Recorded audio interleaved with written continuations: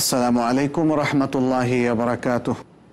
আলহামদুলিল্লাহি রাব্বিল আলামিন ওয়াল আকিবাতু লিল মুত্তাকিন ওয়া উসাল্লি ওয়া উসাল্লিমু আলা নাবিয়িনা মুহাম্মদ ওয়া আলা আলিহি ওয়া আসহাবিহি আত-তাইয়িবিন আত-তাহিরিন ওয়া মান তাবি'আহুম বিইহসানিন ইলা ইয়াউমিদ্দিন। আম্মা বা'দ। প্রিয় দর্শক, আপনাদের সবাইকে স্বাগত জানাচ্ছি, শুভেচ্ছা জানাচ্ছি ইসলামী শরিয়ার লক্ষ্য উদ্দেশ্য শীর্ষক আলোচনার আজকের পর্বে।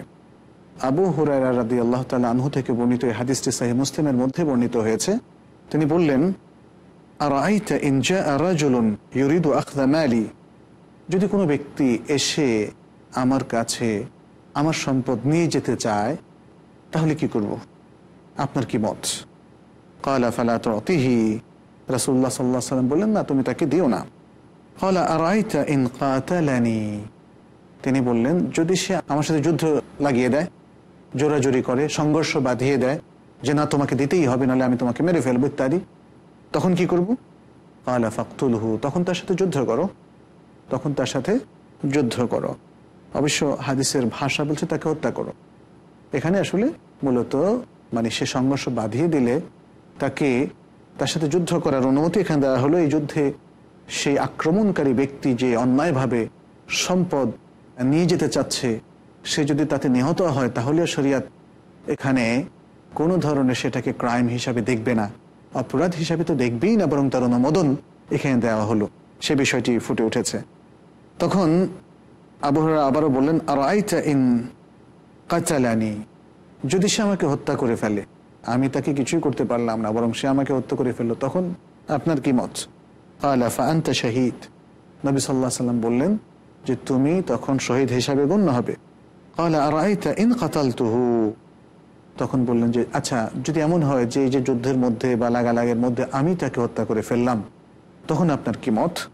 ক্বালা হুয়া ফিন্নার, নবী সাল্লাল্লাহু আলাইহি ওয়াসাল্লাম বললেন যে তখন সে জাহান্নামে যাবে, অর্থাৎ জাহান্নামী হবে। আল্লাহু আকবার। তার মানে হচ্ছে আপনার সম্পদের উপর যদি কেউ অন্যায় হস্তক্ষেপ করে, আপনি সেই অন্যায় হস্তক্ষেপকে প্রতিহত করতে পারেন। যদি প্রতিহত করতে গিয়ে আপনি নিহত হন তাহলে আপনি শহীদ হবেন, আর প্রতিহত করতে গিয়ে যদি আপনার প্রতিপক্ষ নিহত হয় তাহলে সে জাহান্নামী হবে এবং আপনি কোনো ধরনের অপরাধী বলে গণ্য হবেন না, কারণ আপনি আত্মরক্ষার্থে এবং আপনার সম্পদের সুরক্ষার জন্য আপনি সেই লড়াইয়ে জান প্রাণ দিয়ে অংশগ্রহণ করেছেন এবং শরিয়ত আপনাকে সে পারমিশনটা দিয়েছে। তাহলে এই যে সম্পদ রক্ষা করা, এটা রক্ষা করতে গিয়ে যদি কেউ প্রাণ হারায় সেটাকে শাহাদাতের মর্যাদা দেওয়া হয়েছে। স্বয়ং রাসূলুল্লাহ সাল্লাল্লাহু আলাইহি ওয়াসাল্লাম একাধিক হাদিসে সেটা বর্ণনা করেছেন। তাহলে সম্পদ সুরক্ষার বিষয়টাকে ইসলাম কি গুরুত্বের সাথে দেখেছে, এই জরুরতটাকে ইসলাম কি গুরুত্বের সাথে সমাধা করেছে, সেটা কিন্তু আলোচনায় ফুটে উঠেছে। আমরা শরিয়তের আরও কিছু ইনস্ট্রাকশনের মধ্যে দেখি সম্পদের সুরক্ষার জন্য শরিয়া কিন্তু এতটুকুর মধ্যে সীমাবদ্ধ থাকেনি, বরং আরও কিছু ব্যবস্থা গ্রহণ করেছে। যেমন তার মধ্যে রয়েছে তাওসীকুদ দুয়ুন ওয়াল ইশহাদ আলাইহা। দুয়ুন হচ্ছে ঋণ, দায়নুন শব্দের বহুবচন, আরবিতে দুয়ুন। এই ঋণ যখন কেউ নেবে, এটাকে যেন ডকুমেন্ট আকারে দুই পক্ষ লিখে রাখে, কার কাছ থেকে কে নিল, কবে নিল, আবার কবে পরিশোধ করবে। ঠিক একইভাবে এটার উপর সাক্ষী রাখারও বিধান আল কোরআনে এসেছে। তাহলে কেন? কারণ এই যে ঋণ, এটা তো একটা সম্পদ। একজন ব্যক্তি আরেকজন ব্যক্তি থেকে ঋণ নিল, একজন নিল, একজন দিল, এটা তো সম্পদ। এখন একজন নিল, সে আর পরিশোধ করলো না, তাহলে মূল মালিক সে ক্ষতিগ্রস্ত হলো, তার সম্পদের সুরক্ষা এখানে আর হলো না। কিন্তু শরিয়া সেটা হতে দিতে চায় না। শরিয়া চায় পৃথিবীর সকল মানুষের সম্পত্তি সুরক্ষিত থাকুক, প্রোটেক্টেড থাকুক। সেটা নিয়ে যেন কোনো মানুষ ছিনিমিনি খেলা না করে, চালাকি না করে, সেটা নিয়ে যেন মানুষ নষ্ট না করে। এমনকি ঋণ নিয়ে যদি দিতে গড়িমসি করে তাহলে সেটাকেও জুলুম বলা হয়েছে। মাতলুল গানিয়া যুলমুন, যে ব্যক্তি ঋণ নিয়েছে সে যদি ধনী হয় এবং সে যদি ঋণ দিতে গড়িমসি করে তাহলে এটাকে বলা হচ্ছে যুলম। এটা জুলুম, পাপের কাজ, অত্যন্ত ভয়াবহ খারাপ কাজ। কারণ এটা করাটা উচিত হবে না। এটা করার কারণে মূল মালিক ক্ষতিগ্রস্ত হচ্ছে, তার সম্পদের সুরক্ষা হচ্ছে না, তার সম্পদ ফিরিয়ে দেওয়ার ব্যাপারে গড়িমসি করা হচ্ছে। আর এখানে আমরা দেখতে পাচ্ছি তৌফিকের ব্যাপারে, তৌফিকুদ দুয়ুন এবং তার সাক্ষী রাখার ব্যাপারে শরীয়ত যে ইনস্ট্রাকশন দিয়েছে, এটা দেওয়া হয়েছে যাতে তার মানে নেয়া দেওয়ার একটা ডকুমেন্ট তৈরি হয়, ফলে এটা নিয়ে যেন কোনো পক্ষই ছিনিমিনি খেলতে না পারে। এই জন্য আমরা আল কোরআনের সূরা আল বাকারার 282 নম্বর আয়াতে দেখি আল্লাহ তাআলা বলছেন, ইয়া আইয়ুহাল্লাযীনা আমানু ইযা তাদায়ানতুম বিদাইনিন ইলা আজালিন মুসাম্মা ফাকতুবুহ। হে ইমানদার লোকেরা, যখন তোমরা পরস্পর ঋণ আদান প্রদান করো তখন তোমরা সেটা করো ইলা আজালিন মুসাম্মা, একটা সুনির্দিষ্ট সময় পর্যন্ত। অথবা অর্থটা এভাবে বলা যেতে পারে, হে ইমানদার লোকেরা, যখন তোমরা একটা সুনির্দিষ্ট সময় পর্যন্ত ঋণের আদান প্রদান করো ফাকতুবুহু, সেটা লিখে রাখো, অর্থাৎ তার একটা ডকুমেন্ট তৈরি করো, রিলায়াবল বা নির্ভরযোগ্য একটা ডকুমেন্ট তৈরি করো। কারণ দেখা যাচ্ছে যে লেখা না হলে আমরা এটা খুবই সচরাচর আমাদের পরিচিত জনের মধ্যে দেখি যে কেউ বলেছেন যে এত টাকা নিয়েছেন, না এত টাকা নেননি, আরো কম নিয়েছেন। আবার কেউ বলে যে না যা নিয়েছি সব আমি দিয়েছি, কবে দিয়েছেন, ডকুমেন্ট দেখান, না আপনার মনে নাই। এই যে মানে একটা ঝগড়া, একটা সংঘর্ষ বেঁধে যাচ্ছে লিখে না রাখার কারণে। অতএব এখানে বলা হচ্ছে লিখে রাখো মানে ডকুমেন্ট তৈরি করো। ঠিক এই সূরার এই আয়াতেরই আরেকটা অংশে গিয়ে মহান আল্লাহ তাআলা বলছেন, ওয়াস্তাশহিদু শাহিদাইনি মিন রিজালিকুম, এবং আমাদের পুরুষদের মধ্য থেকে দুজন সাক্ষীর জন্য সাক্ষী হিসাবে নির্ধারণ করো, সাক্ষী হিসাবে বানাও। তাহলে এখানে দেখা যাচ্ছে যে এই যে সাক্ষী রাখা, এই যে ডকুমেন্ট তৈরি করা, লিখে রাখা, এটা কেন?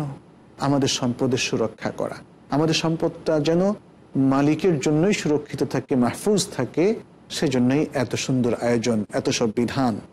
সর্বশেষ যে বিষয়টা আপনাদের সাথে শেয়ার করব সম্পদের সুরক্ষার ক্ষেত্রে ইসলামের যে বিধান, সেটা হচ্ছে লস্ট প্রপার্টি, যেটাকে আমরা হাদিসের পরিভাষা আল্লোকাতা বলি, আল্লোকাতা বা আরবিতে আল্লোকাতা বলা হয়, অর্থাৎ লস্ট প্রপার্টি, যে সম্পত্তিটা হারিয়ে গেছে, এখন সেটা হয়তো কেউ পেয়েছে। এটা হতে পারে কোনো স্বর্ণ, রূপা, অলংকার, ব্যাগ, হতে পারে টাকা পয়সা, হতে পারে ইভেন গবাদি পশু, উট, ছাগল বা অন্যান্য অনেক কিছু। তো প্রত্যেকটার সাথে রিলেটেড গুরুত্বপূর্ণ বিধান আছে, এবং এই বিধানটা আপনারা কিতাবুল লোকাতার মধ্যে হাদিস কিংবা ফিকহের বইগুলোতে বিস্তারিত বিধান আপনারা জানতে পারবেন। তবে এখানে যে বিষয়টি আমরা সংক্ষেপে বলবো সেটি হচ্ছে এই লস্ট প্রপার্টির ম্যানেজমেন্টটা কীরকম হবে, যে পায় সে কীভাবে এটাকে ম্যানেজ করবে, আর যে মালিক সে কীভাবে এটা ফেরত পাবে। এর জন্য যে সুন্দর আয়োজন ইসলাম করে দিয়েছে, সেটার উদ্দেশ্যটা এটাই যে যাতে মানুষের সম্পদ মালিকের কাছে ফিরে যায়, তার জন্যই হেফাজতের বিষয়টা মেইনটেইনড হয়। এই বিষয়টার জন্য কিন্তু এই লস্ট প্রপার্টির ডিলিংসটা ইসলাম আমাদেরকে নানাভাবে সুন্দরভাবে উপস্থাপন করেছে। যেমন বুখারী মুসলিমের একটা হাদিস আমরা এখানে পাই যে রাসূলুল্লাহ সাল্লাল্লাহু আলাইহি সাল্লাম বলেছেন, আরিফ ইফাসাহা ওয়া বিকাআহা থুম্মা আরিফহা সানাতান ফাইন জাআ সাহিবুহা ওয়া ইল্লা ফাশানুকা বিহা ওয়া ইল্লা ফাশানুকা বিহা। এখানে বলা হচ্ছে যে এই লস্ট কোনো প্রপার্টি যদি তোমার হস্তগত হয়, তুমি রাস্তায় পাও, সেটা হোক গবাদি পশু হোক, অন্য কিছু বা সম্পত্তি যাই হোক, তাহলে এটাকে তোমাকে কি করতে হবে? ইফাসাহা, এটার যে আলামতগুলো আছে, এটার যে রশি আছে, হ্যাঁ, সেগুলো তোমরা জানিয়ে দাও। এটাকে বলা হয় তারিফ আরিফহা, এটাকে জানিয়ে দাও মানুষের কাছে। এবং বলা হয়েছে তোমরা আরিফ হাসানা, এটাকে 1 বছরের জন্য এই বর্ণনাগুলো দিয়ে মানুষকে জানিয়ে দিতে হবে যে একটা জিনিস পাওয়া গিয়েছে, যাতে মানুষ সে প্রমাণ দিয়ে সে নিয়ে যেতে পারে। তাহলে এটাকে তারিফ করতে হবে 1 বছরের জন্য। আর যদি 1 বছর এর মধ্যে যদি এই লস্ট আইটেমের যদি মালিক চলে আসে তখন তাকে ফেরত দেবেন, আর তা না হলে ফাশানুকা বিহা, এটা আপনি ব্যবহার করতে পারেন যদি আপনি গরিব মহতাজ হয়ে থাকেন, অথবা এটা ওই মূল মালিকের পক্ষ থেকেও দান করে দেওয়া যায়। আর আরেকটা বিষয়, আপনার কাছেও আপনি রেখে দিতে পারেন, যেদিন যখন মূল মালিক আসবেন তাকে আপনি ফেরত দিবেন।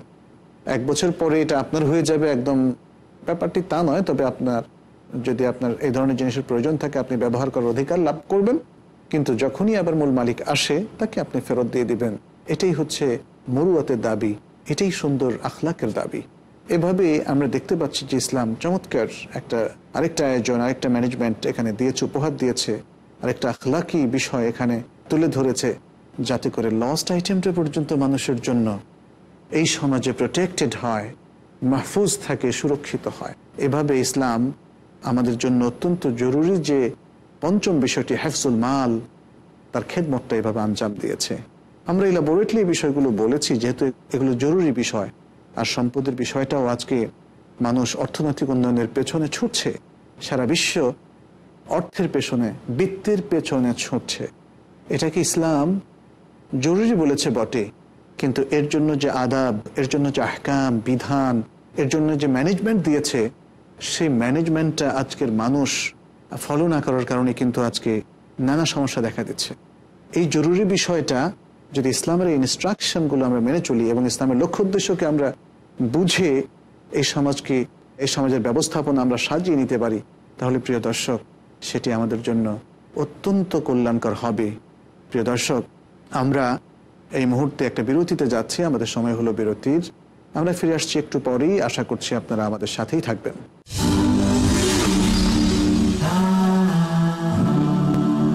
দর্শক, বিরতির পর আমরা ফিরে এলাম আমাদের আলোচনায়।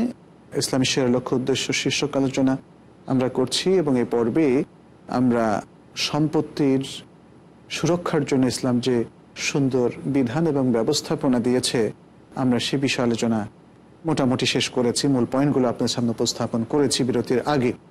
আমরা এবার আলোচনা করব যে জরুরি যে 5টা বিষয়ের কথা আমরা বলেছি, যে মানব কল্যাণের দিক থেকে শরিয়ার লক্ষ্য উদ্দেশ্যকে 3 ভাগে ভাগ করা যায়। সেটি হচ্ছে জরুরি বিষয়গুলো, যেটাকে আদ-দারুরিয়াত বলা হয়, হাজি বিষয় বা প্রয়োজনীয় বিষয়গুলো যেটাকে আল হাজিয়াত বলা হয়, তাহসিনি বা কমপ্লিমেন্টারি আনুষঙ্গিক বিষয়, পরিপূরক বিষয়, সেটাকে আত-তাহসিনিয়াত বলা হয়।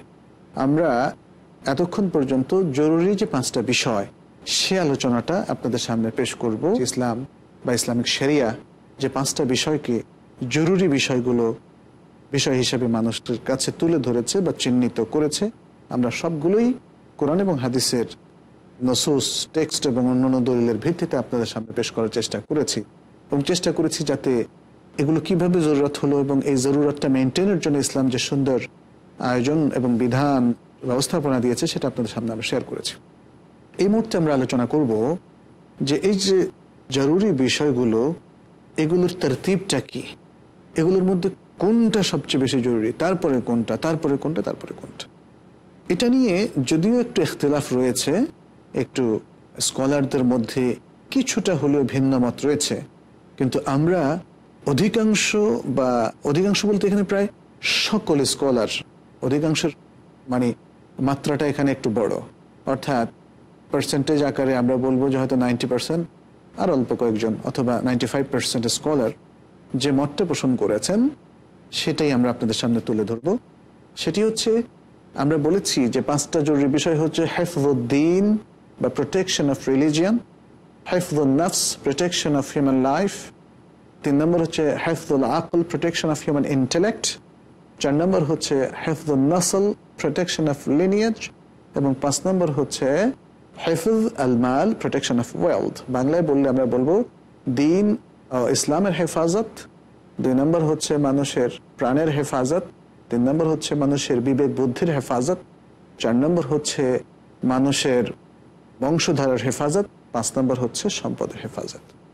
মূলত যে তারতিবটা আমরা এখানে পেশ করলাম এটাই অধিকাংশ ওলামাদের মত। তবে অধিকাংশ ওলামাদের যেই পার্সেন্টেজের কথা আমরা বললাম তারা সকলেই প্রায় একমত যে এই 5টার মধ্যে দ্বীনের হেফাজতটা 1 নম্বরে আসবে।